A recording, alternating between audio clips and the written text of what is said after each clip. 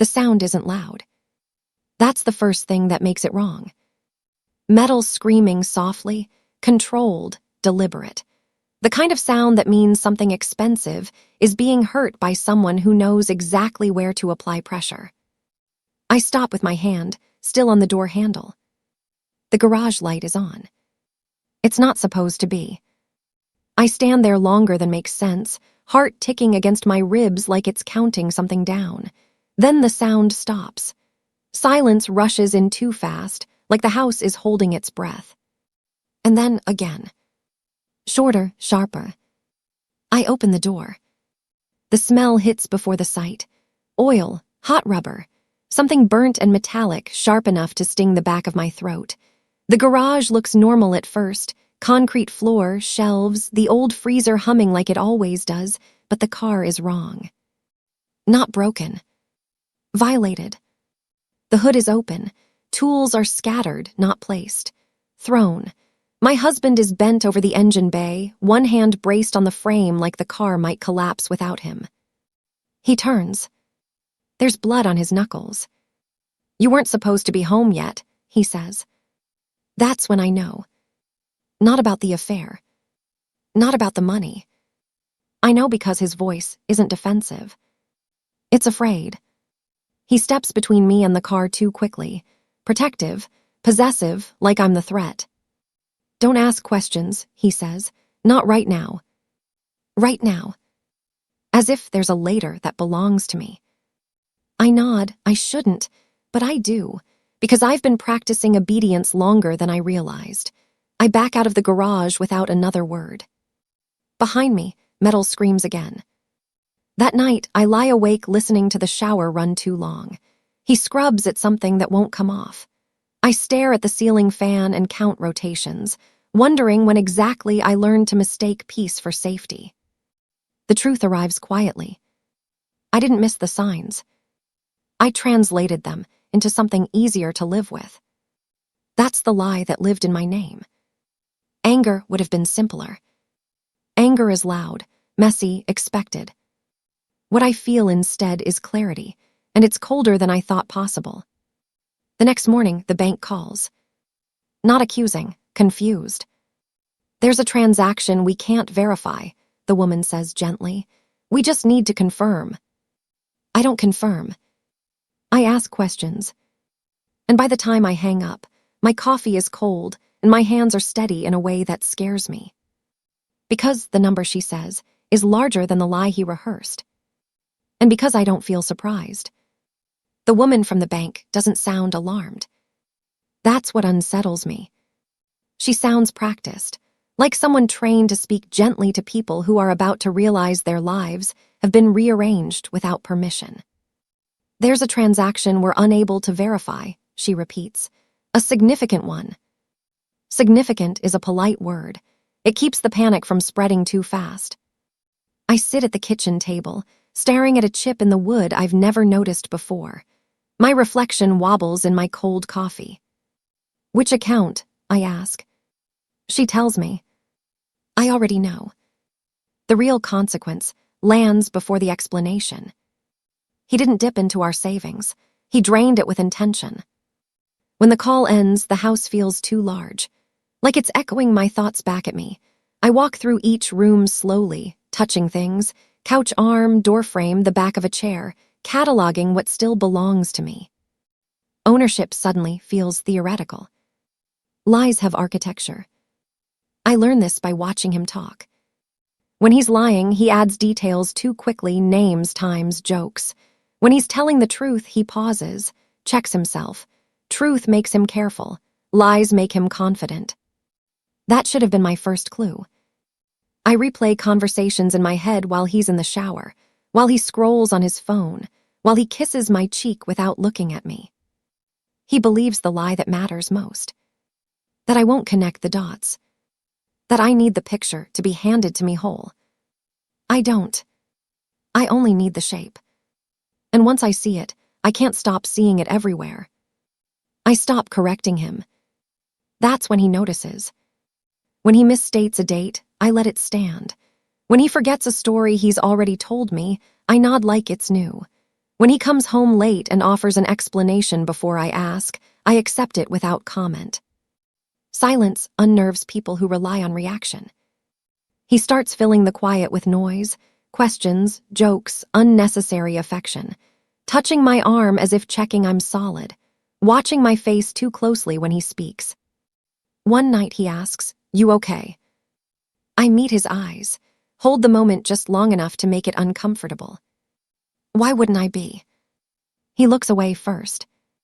Revenge doesn't feel like fury. It feels like paperwork. It's learning which words open doors and which shut them. It's understanding that institutions don't care about betrayal, but they care deeply about authorization. I never say affair. I say unauthorized activity. I never say my husband lied. I say I did not consent. The car, the one he bled for, the one he guarded like proof of his worth, changes status overnight. It stops being a symbol and becomes evidence. I imagine his face when he realizes that control doesn't mean ownership. I don't smile. I take notes. Here's the part I don't like admitting. Waiting changes me. Not in a dramatic way, in a quiet erosion. I start measuring conversations instead of participating in them, start choosing words for effect instead of honesty. I don't miss him when he's gone. That realization lands heavy. What scares me isn't what he's done. It's how easily I adapt. He senses it before he understands it. That's always how it happens. His compliments sharpen, his questions double. He checks his phone more often, like it might warn him. He watches me like I'm an equation that stopped balancing. "Everything okay?" he asks again one night. I'm folding laundry, his shirts. My hands don't pause. "Yeah," I say. "Why?" He doesn't answer. The silence between us hums. The car is gone when he goes to get it. He calls once, then again, then 12 times. I don't answer. Not because I'm punishing him, but because I'm deciding something more important. Who I'll be when this is over. When he finally comes home, frantic and hollowed out, I watch the lie collapse inward. Explanations spill out of order. Blame looks for somewhere to land. "You waited," he says suddenly, eyes sharp with something like fear. "You planned this." I don't deny it. Waiting is a skill. I expect to feel powerful. I don't. I feel relieved. Relieved that I no longer have to pretend confusion. Relieved that the weight I carried finally has a name. Relieved that the truth is visible enough to step around. He begs, promises, rewrites history in real time. Each word lands softer than the last, like punches thrown underwater. And then he asks the wrong question. "How could you do this to me?" That's when I know it's over. The house is quiet after he leaves. Not empty. Quiet. There's a difference. Revenge didn't change him. It changed me. I am no longer the person who confuses silence with safety. No longer the person who mistakes charm for care. No longer the person who waits to be chosen. The truth that stays with me, the one that doesn't feel like victory, is this. I didn't lose my innocence when he betrayed me. I lost it when I realized how quickly I learned the rules of power once I stopped pretending I was exempt from them. That knowledge doesn't fade. It watches. And now so do I. The first night alone feels counterfeit. The house is too quiet, but not peacefully so, more like a soundproof room after a scream. I sit on the couch without turning on any lights, the dark pressing against the windows as if it's listening. I keep expecting my phone to vibrate. It doesn't. I realize something uncomfortable. The anxiety I'd been bracing against for months has nowhere to go. My body doesn't know what to do without the threat.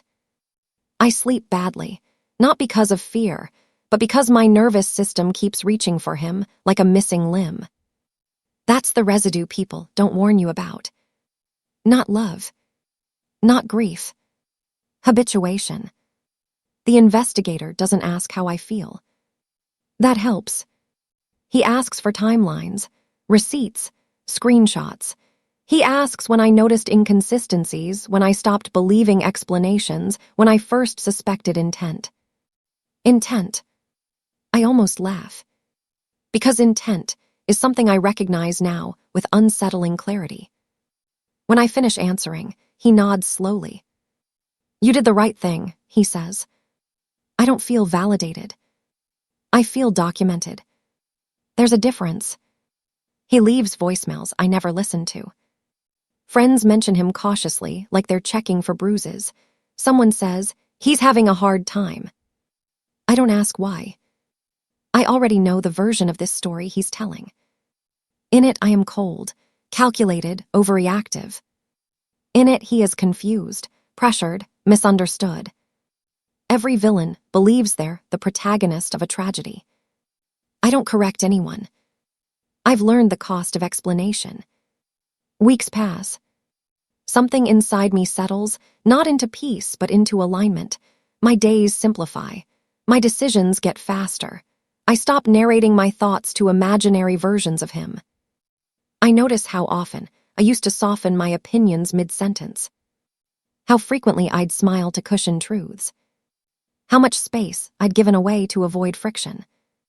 That muscle doesn't fire anymore. Power, I realize, isn't force. It's non-negotiation. One morning, I catch my reflection in the bathroom mirror and don't recognize the expression. It isn't anger. It isn't relief. It's assessment. I look like someone who understands leverage. The thought unsettles me. Because the most dangerous thing I learned wasn't how to dismantle him. It was how natural it felt once I stopped pretending kindness would save me. Here's the part I don't say out loud. Not to friends. Not to professionals. Not even to myself most days. If I hadn't been betrayed, I might never have woken up. If he hadn't underestimated me, I might still be explaining myself. That doesn't mean I'm grateful. It means the line between survival and transformation is thinner than we like to believe. And once crossed, you don't go back. I used to believe good people didn't think about power. I was wrong. They just let other people wield it. Now, when I walk into a room, I notice exits. I notice tone shifts. I notice who assumes and who verifies. Not because I'm afraid. Because I'm awake. And here's the implication that follows me like a shadow. If I learned this version of myself once, I could learn it again. Faster. That knowledge doesn't feel like victory. It feels like responsibility. And it's mine now. I start noticing the small absences first. Not the money. Not the car. Not even the trust. The words. How often I used to say maybe when I meant no. How I framed my wants as suggestions. How I'd learned to apologize before being accused. Those things are harder to return than assets. I catch myself doing it once, softening a sentence to no one, and stop mid-word. The silence afterward feels like standing at the edge of something deep. I don't fill it. Memory shifts when you remove a narrator. Moments I'd labeled as misunderstandings reassemble themselves with brutal clarity. The joke that wasn't a joke. The look that followed my success. The way his generosity always required an audience. I don't feel rage. I feel recalibration. Like my brain is updating its operating system, discarding files that no longer serve survival. The past doesn't hurt more. It just stops lying. It happens unexpectedly. I'm at the grocery store, standing in the cereal aisle, staring too long at nothing. For a split second, my body reaches for the old reflex, tell him this later. The realization lands like a dropped glass. I grip the cart until it steadies. Missing someone, I realize, doesn't always mean wanting them back.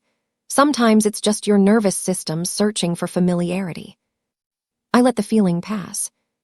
I don't chase it. That might be the real victory.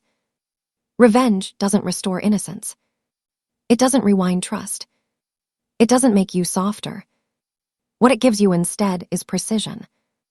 You learn what matters because everything else gets cut away. You stop arguing with reality. You stop hoping people will become who they pretended to be. Hope is expensive. I no longer spend it freely. There's a version of me he never knew. The one who doesn't explain. The one who doesn't wait. The one who notices power shifts before they happen. I meet her slowly, in ordinary moments, choosing without consulting anyone, leaving without announcing it, saying no without cushioning it. She isn't cruel. She's exact. Months later, I receive a message I don't expect. Not an apology. Not an accusation. A question. Do you think we could have fixed it if we'd talked sooner? I stare at the screen longer than necessary. Then I delete it. Some questions aren't meant to be answered. They're meant to be outgrown. Here's the quiet truth that lingers. Power isn't dominance. It isn't revenge. It isn't winning. Power is self-trust under pressure. It's knowing when to stay silent, and when silence is no longer self-protection but self-erasure. I crossed that line once. I won't cross it again. The story people tell about me is neat. Strong woman. Smart exit. Justice served. That version is comforting. It's also incomplete. What stays with me isn't pride. It's awareness. The knowledge that I am capable of waiting. Of watching. Of acting without announcing myself. And the unsettling part. I don't fear that version of me anymore. I respect her. Because if I ever need her again, she won't hesitate.